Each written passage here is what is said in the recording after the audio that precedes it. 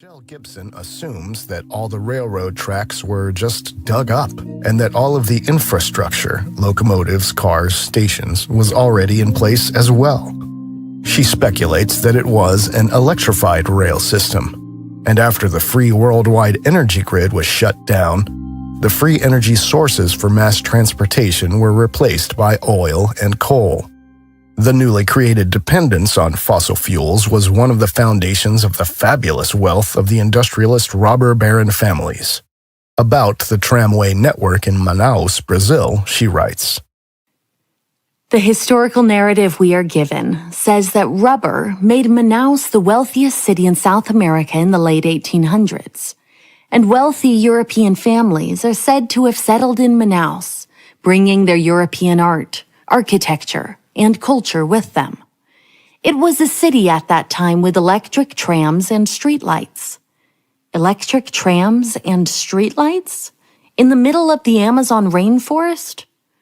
No road connection to Manaus existed until 1973, with the completion of the BR-319, connecting Manaus to Porto-Velho, Brazil. It is 540 miles long, or 870 kilometers, going through the rainforest, and is impassable when it rains.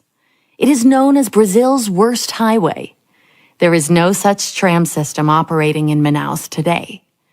The history we've been taught does not provide an adequate explanation for what was really going on here. This is a photo of undeveloped Amazon rainforest near Manaus. How are they supposed to have built all of this in the mid to late 1800s under these conditions? Michelle Gibson.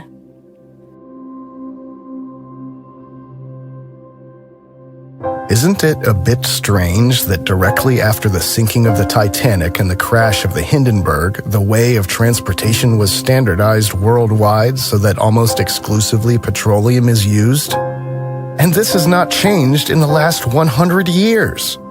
Why was the public never shown a single photo showing the beginning of the Hindenburg's fire, although 22 professional photographers were present at the event?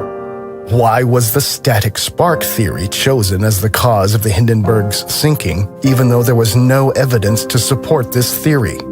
Why did all nations stop building airships after the Hindenburg burned?